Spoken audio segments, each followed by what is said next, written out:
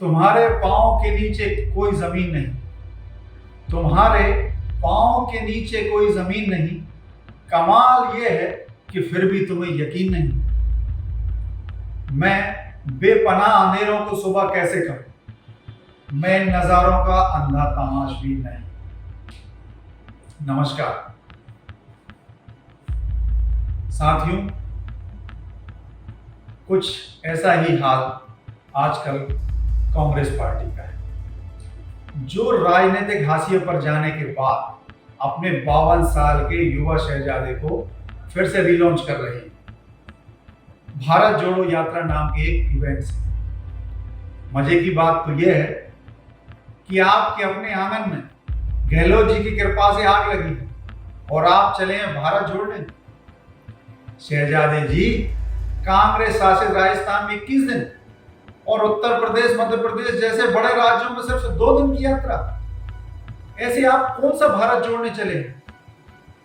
खैर, इसके इधर भी एक गंभीर सवाल खड़ा होता है, वो यह कि कांग्रेस पार्टी को एकाएक भारत जोड़ने की चिंता कब से होने लगी। इस तरह की यात्रा करने से पहले कांग्रेस ने अपना इतिहास पलटकर नहीं देखा।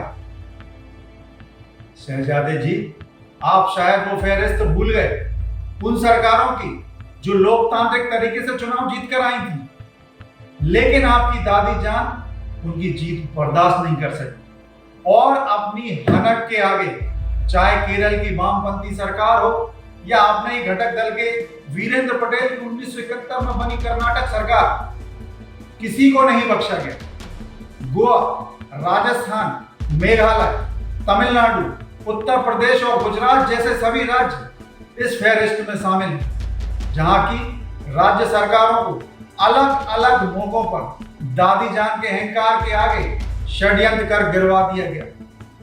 शहजादे जी, आप शायद यह भी भूल गए कि आपकी कांग्रेस में कितने ही राजनेताओं को आपसी रंजिश या आपके फायदे के लिए राजनीतिक तौर से निष्क्रिय कर दिया गया, जिसमें प्रमुख रूप से पूर्व प्रधानमंत्री श्री लाल बहादुर शास्त्री, सीताराम केसरी, श्री राजेश पायलट, तारिक अनवर जैसे नाम प्रमुख हैं। इतना ही नहीं, कांग्रेस ने यदि उन सभी कृत्यों को याद किया होता जब उसने एक समाज को दूसरे समाज से, एक वर्ग को दूसरे वर्ग से और एक धर्म को दूसरे धर्म से लड़वाकर अपनी राजनीतिक रोटियां सेंकी थी, तब निश्चित ही उसे भारत जोड़ो का ढोंग करने से पहले 100 बार सोचना पड़ता।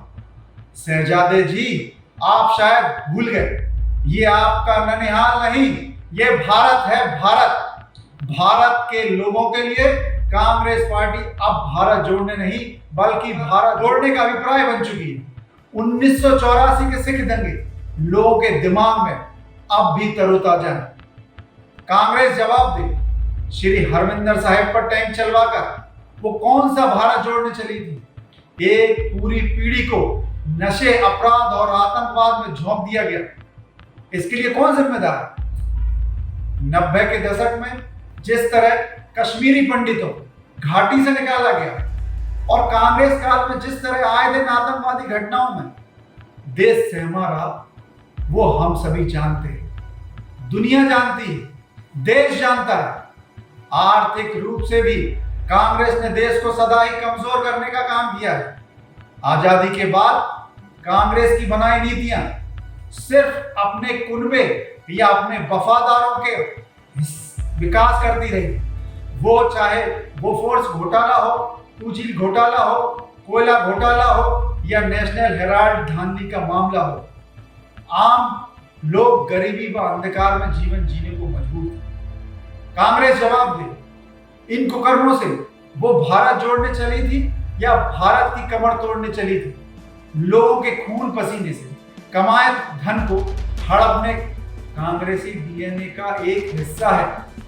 कुल मिलाकर बात सिर्फ इतनी सी है कि शहजादे जी, आपको और आपके परिवार को सत्ता से बेदखली बर्दाश्त नहीं हो रही।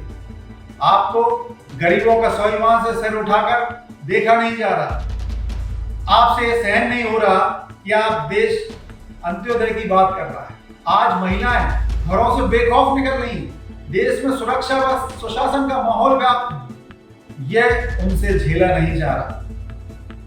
यह भारत जोड़ो यात्रा एक हथकंडा है, सत्ता अभियान है, लेकिन आप शायद ये जानते नहीं, ये जनता जनार्दन है, सब जानती है।